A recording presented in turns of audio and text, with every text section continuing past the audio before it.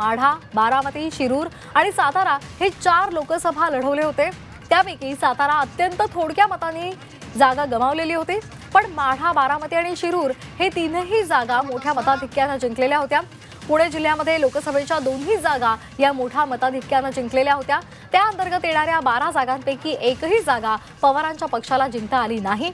बारामतीमध्ये शरद पवार यांचा पक्ष आतापर्यंत कधीच हरलेला नव्हता। एवढंच नाही तर बारामती मतदारसंघातील सर्व 6 जागा महायुतीने जिंकलेल्या आहेत।